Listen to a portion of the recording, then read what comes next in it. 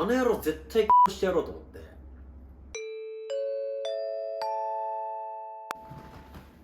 はい、皆さんこんにちは。在日アングラ塾の本地です。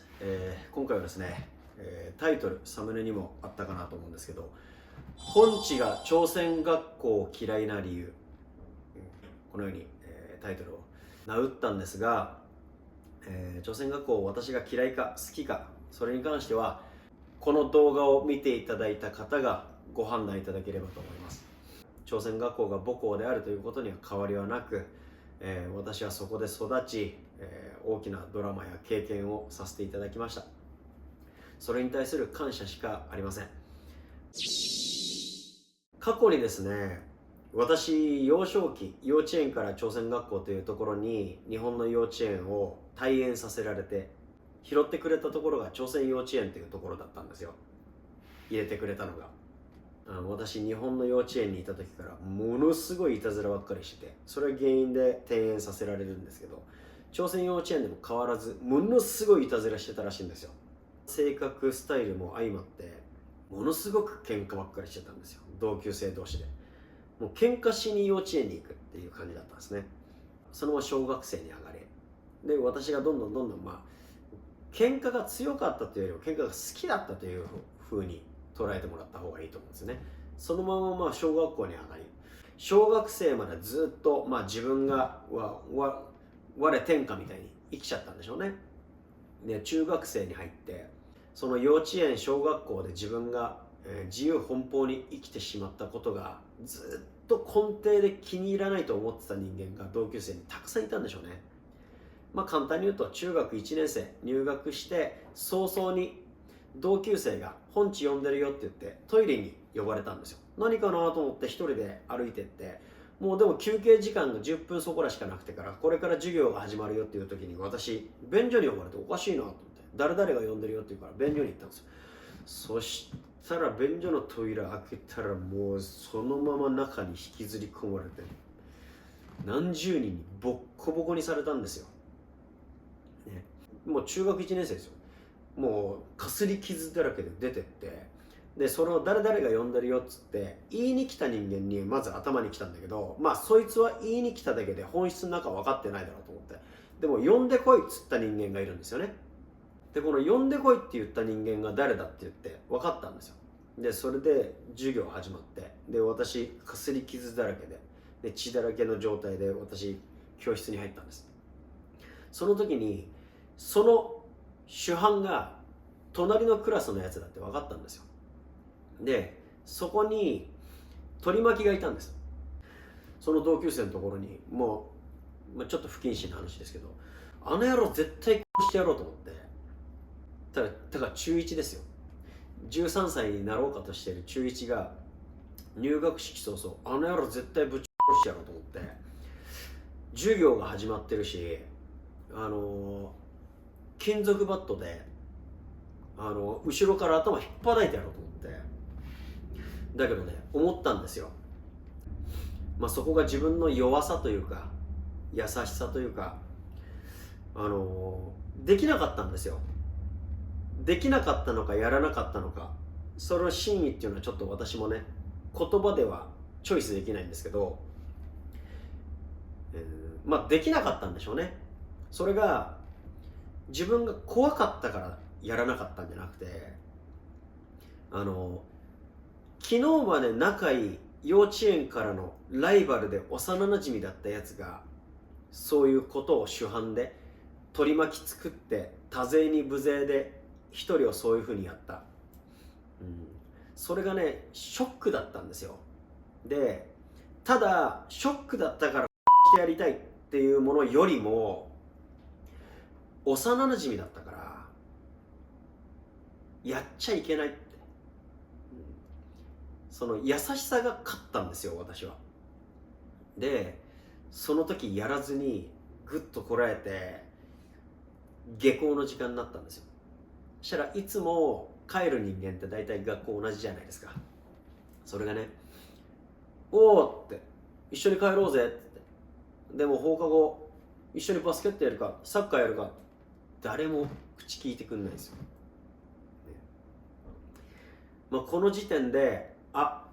結局3班に分かれるんですよね。不良グループとスポーツでわっちゃわっちゃするグループと、勉強だけの真面目ないじめられてるかなんかのグループ、このグループが3つともこのいじめっ子グループの不良グループに言われて、みんな話を合わせて、一切僕と話をしたら次はお前だからなみたいな感じだったんでしょうね。もう温度感が、おいっつって、僕が一人で生きがってても誰も口聞いてくんないんですよ。おいっつって、おいなんだよ、今日帰ろうよ。誰も無視なんですよ。僕に話しかけないで、本ち俺はごめんで、もう総括して悟ったんですよ。なんかあの野郎らが仕組んだから、こいつらに話しても迷惑かけちゃうと飛び火するからやめようと思って。でもうだったら口聞いてくんねんだったらいいやと思って。でも私15年間無遅刻無欠席で学校1日も休まなかったんですよ。中学1年生になりたての12歳13歳になるときに多感な年頃ですよ。皆さんどうですか？すごく傷ついたんですよ私は。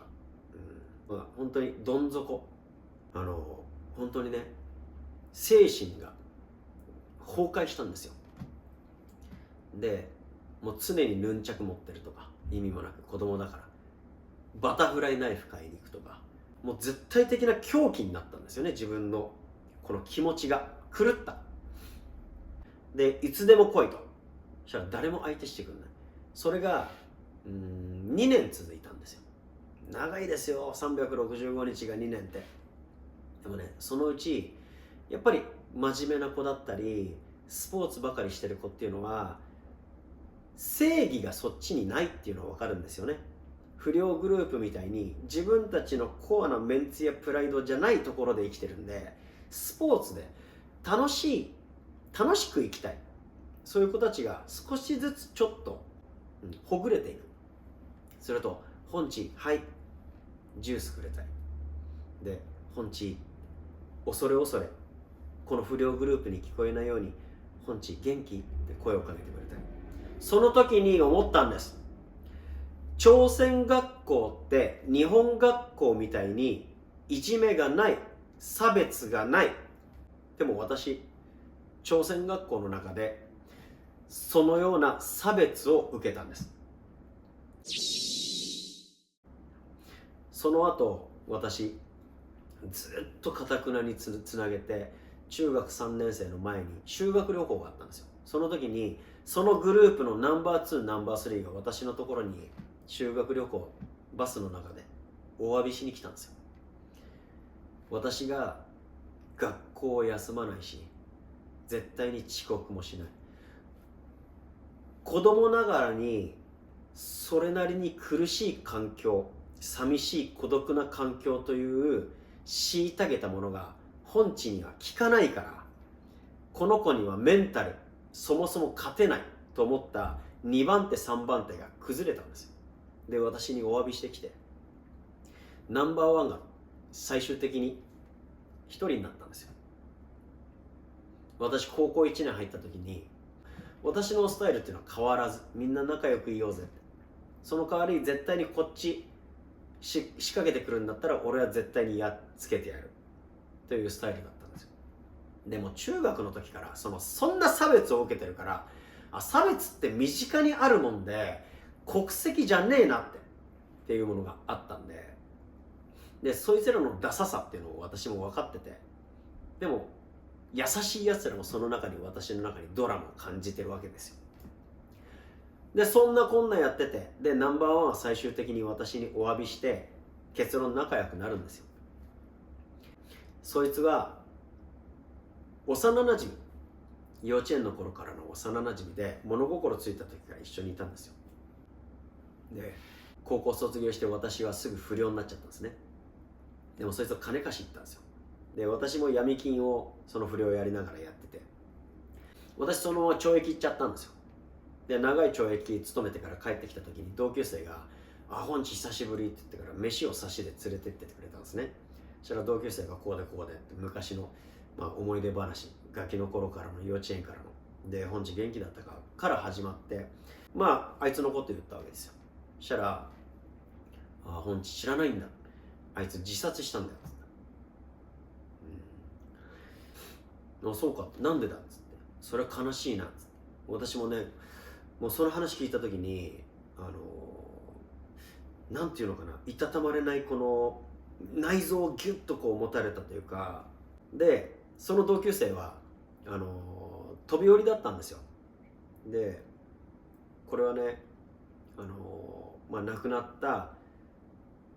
その幼なじみの、追悼痛み忍んでの動画になるんですが、皆さんお付き合いいただければ。そいつ、私がね本当に兄弟のように一緒についでいたんですよ。ジャングルジムの一番上に登るところから一緒に飛び降りたりするのが好きだったんですよ。一時こいつが飛び降りた時に骨折ったんですよ、足の。でも二度と飛び降りるのやめようって言ったんです。でもそいつは結論、自決の手段を、飛び降りるっていう手段を選んだんですよ。4歳5歳の時にやってた遊びで、もう二度と俺らやめようなって、それは危ねえからなっつって約束したのに、この野郎はやったんですよ。それがね、まあ悲しいっていう一言ですよね。でもね、この動画を見てくださって、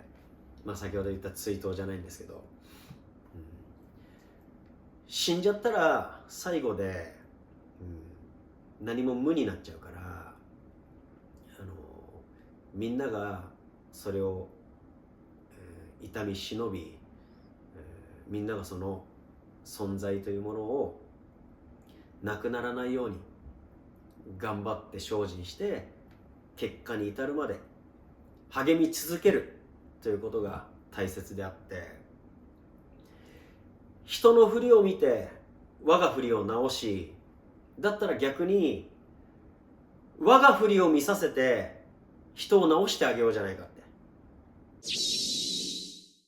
この朝鮮学校が嫌いな理由、その中に差別もあるし、やっぱり人間っていうのはその欲があれば優劣もパワーバランスもつきます。だけど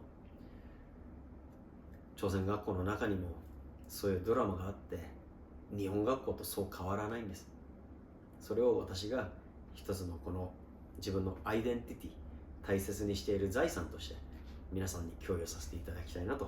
思ったところであります。皆さん今後ともよろしくお願いいたします。朝鮮学校が嫌いな理由の一つがこれです。気合と根性というか、人間、義理と人情と思いやりと、やっぱりそこは大切にしなければいけないという、これを信じるか信じないかはあなた次第です。